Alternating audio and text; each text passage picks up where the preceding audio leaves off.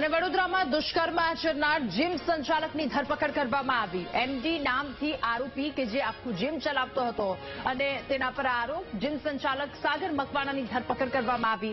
New VIP road પર gym સંચાલકે મહિલા પર દુષ્કર્મ આચર્યું હતું। છરી બતાવી મહિલાને મારી નાખવાની ધમકી આપી તેની સાથે દુષ્કર્મ આચરવામાં આવ્યું હતું। મહિલાએ હરણી પોલીસ મથકમાં સમગ્ર મામલે ફરિયાદ નોંધાવતા આરોપીની ધરપકડ કરવામાં આવી છે।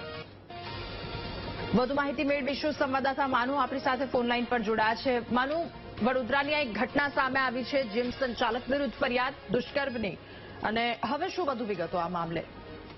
રાધા, જીમ સંચાલક છે, ન્યૂ વીઆઈપી રોડ ઉપર એક પરિણીત મહિલા છે એના ઉપર દુષ્કર્મ આચરવામાં આવ્યું છે। સાગર મકવાણાએ ચપ્પુની અણીએ આ પરિણીત મહિલા ઉપર દુષ્કર્મ આચર્યું। એમડી ફિટનેસ જીમ છે એનો સંચાલક છે સાગર અરુણભાઈ મકવાણા, અને એના દ્વારા મહિલા ઉપર દુષ્કર્મ કરવામાં આવ્યું છે। ભોગ બનનાર મહિલાએ હરણી પોલીસ સ્ટેશનમાં ફરિયાદ નોંધાવી।